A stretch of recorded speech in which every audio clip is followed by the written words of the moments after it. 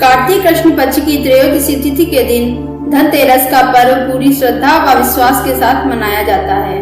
धनवंतरि के अलावा इस दिन देवी लक्ष्मी और धन के देवता कुबेर की भी पूजा करने की मान्यता है।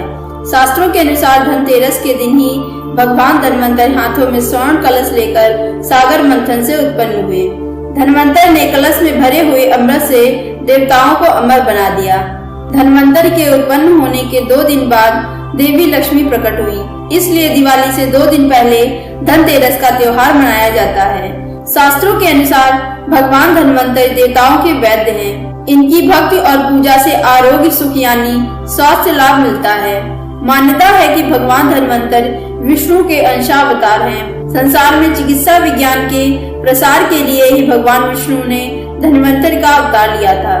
इस दिन को मनाने के पीछे धनवंतरि के जन्म लेने की कथा के अलावा इसके बारे में एक दूसरी कहानी भी प्रचलित है। धनतेरस कथा। कहा जाता है कि एक समय में भगवान विष्णु मृत्युलोक में विचरण करने के लिए जा रहे थे। तब लक्ष्मी जी ने उनके साथ चलने का आग्रह किया। तब विष्णु जी ने कहा कि यदि मैं जो बात कहूँगा तुम अगर वैसा ही मानो तो फिर चलो। तब लक्ष्मी जी उनकी बात मान गई और भगवान विष्णु के साथ भूमंडल पर आ गई।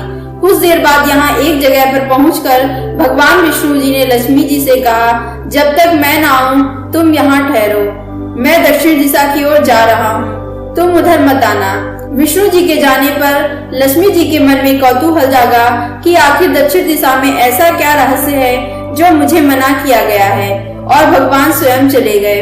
लक्ष्मी जी से रहा ना गया और जैसे ही भगवान आगे बढ़े लक्ष्मी भी पीछे पीछे चल पड़ी। कुछ ही आगे जाने पर उन्हें सरसों का एक खेत दिखाई दिया जिसमें खूब फूल लगे हुए थे। सरसों की शोभा देखकर वह मंत्रमुग्ध हो गई और फूल तोड़कर अपना श्रृंगार करने के बाद आगे बढ़ी। आगे जाने पर एक गन्ने के खेत से लक्ष्मी जी गन्ना तोड़कर रस चूसने लगी। उसी क्षण विष्णु जी आए और यह देखकर लक्ष्मी जी पर नाराज होकर उन्हें श्राप दे दिया कि मैंने तुम्हें इधर आने को मना किया था पर तुम ना मानी और किसान की चोरी का अपराध कर बैठी। अब तुम इस अपराध के जुर्म में इस किसान की 12 वर्ष तक सेवा करो। ऐसा कहकर भगवान उन्हें छोड़कर क्षीर सागर चले गए। तब लक्ष्मी जी उस गरीब के घर रहने लगी। एक दिन लक्ष्मी जी ने उस किसान की पत्नी से कहा कि तुम स्नान करके पहले मेरी बनाई गई इस देवी लक्ष्मी का पूजन करो, फिर रसोई बनाना, तब तुम जो मांगोगी मिलेगा। किसान की पत्नी ने ऐसा ही किया। पूजा के प्रभाव और लक्ष्मी की कृपा से किसान का घर दूसरे ही दिन से अन्न धन रत्न आभूषण आदि से भर गया। लक्ष्मी जी ने किसान को धन धान्य पूर्ण कर दिया। किसान के 12 वर्ष बड़े आराम से कट गए। फिर 12 वर्ष बाद लक्ष्मी जाने के लिए तैयार हुई। विष्णु जी लक्ष्मी को लेने आए तो किसान ने उन्हें भेजने से इनकार कर दिया। तब भगवान ने किसान से कहा कि इन्हें कौन जाने देता है, या तो चंचला हैं, कहीं नहीं ठहरती, इनको बड़े बड़े नहीं रोक सके। इनको मेरा श्राप था, इसलिए 12 वर्ष से तुम्हारी सेवा कर रही थी। तुम्हारी 12 वर्ष सेवा का समय पूरा हो चुका है। किसान हठ पूर्वक बोला कि नहीं, अब मैं लक्ष्मी जी को नहीं जाने दूंगा। तब लक्ष्मी जी ने कहा कि हे किसान, तुम मुझे रोकना चाहते हो तो जो मैं कहूँ वैसा करो। कल 13 है, तुम कल घर को लीप पोत कर स्वच्छ करना, रात्रि में घी का दीपक जलाना और सायंकाल मेरा पूजा करना। एक तांबे की कलश में 1 रुपए भरकर मेरे लिए रखना। मैं उस कलश में निवास करूंगी, किंतु पूजा के समय मैं तुम्हें दिखाई नहीं दूंगी।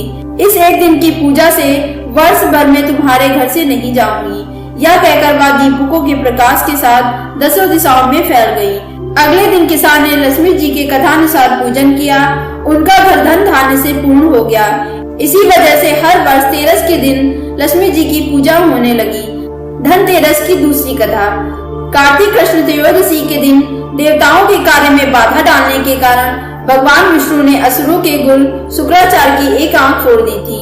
कथा के अनुसार देवताओं को राजा बलि के भय से मुक्ति दिलाने के लिए भगवान विष्णु ने वामन अवतार लिया और राजा बलि के यज्ञ स्थल पर पहुंच गए। शुक्राचार्य ने वामन रूप में भगवान विष्णु को पहचान लिया और राजा बलि से आग्रह किया कि वामन कुछ भी मांगे उन्हें इनकार कर देना। वामन साक्षात भगवान विष्णु हैं। वो देवताओं की सहायता के लिए तुमसे सब कुछ छीनने आए हैं। बलि ने शुक्राचार्य की बात नहीं मानी। वामन भगवान द्वारा मांगी गई 3 पगभूमि दान करने के लिए कमंडल से जल लेकर संकल्प लेने लगे। बलि को दान से रोकने के लिए शुक्राचार्य राजा बलि के कमंडल में लघु रूप धारण करके प्रवेश कर गए। इससे कमंडल से जल निकलने का मार्ग बंद हो गया। वामन भगवान शुक्राचार्य की चाल को समझ गए। भगवान वामन ने अपने हाथ में एक कुशा को कमंडल में ऐसे रखा कि शुक्राचार्य की एक आंख फूट गई। शुक्राचार्य झटपटाकर कमंडल से निकल आए। बलि ने संकल्प लेकर 3 पग भूमि दान कर दिया। इसके बाद भगवान वामन ने अपने एक पैर से संपूर्ण पृथ्वी को नाप लिया और दूसरे पग से अंतरिक्ष को। तीसरा पग रखने के लिए कोई स्थान नहीं होने पर बलि ने अपना सिर वामन भगवान के चरणों में रख दिया। राजा बलि दान में अपना सब कुछ गंवा बैठे। इस तरह बलि के भय से देवताओं को मुक्ति मिली।